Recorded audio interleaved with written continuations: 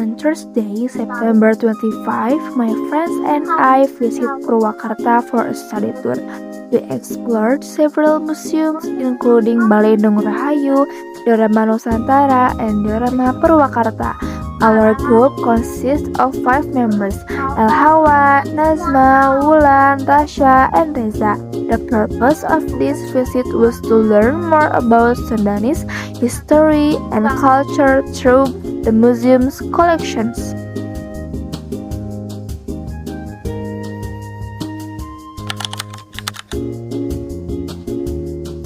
Hi everyone, I'm El Hawa. Today we visit Balai Dong Rahayu and Museum Diorama Nusantara in Purwakarta.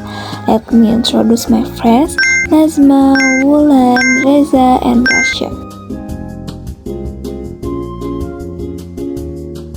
When I entered Balai Kalahiran, I felt as if I had gone back to the 9 months before birth. The corridor became narrower and made me imagine being inside a mother's womb. At the end, I heard a baby crying.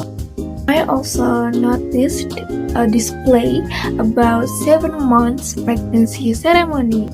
A symbol that caught my attention was the use of 7 eels, which were believed to bring safety in delivery.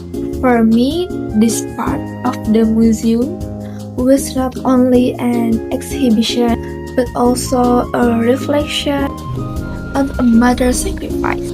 After reflecting on the meaning of birth, I continue to observe how childhood is portrayed in Sundanese culture.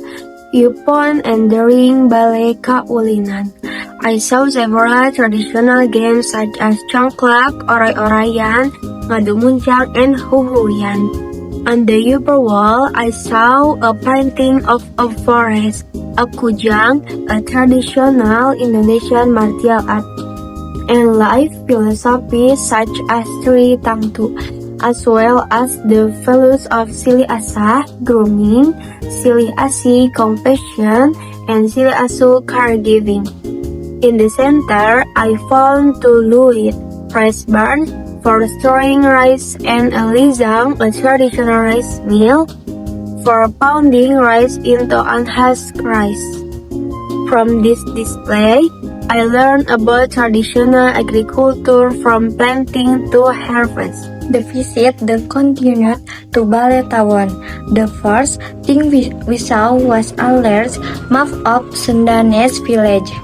As we walked further, we found models of traditional house, such as Badah Helai, Jolopong, Tago Kancing, and Julangapak.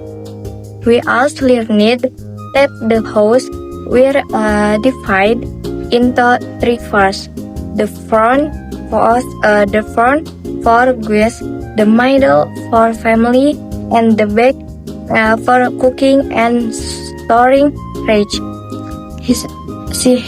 This arrangement called Sri Tangtu reflected the balance of life in Sundanese culture. The exploration then brought us to Balai Kabuyutan. When we entered, we felt as if we had stepped into an ancient sacred forest. There were sound effects of animals such as cricket, frogs, and even tiger, which created a mysterious atmosphere. We learned that Balai Kabuyutan was a sacred place for the Sundanese people, and only certain individuals like the Juru Kunci were allowed to enter. On the walls, we saw painting and writing that explained many interesting stories and history about the sacred tradition. Finally, our visit ended at Balai Pawon. In this room, we saw various traditional kitchen tools from the past, along with display of Sundanese culinary culture. Each object reminds us of how important the kitchen was in daily life.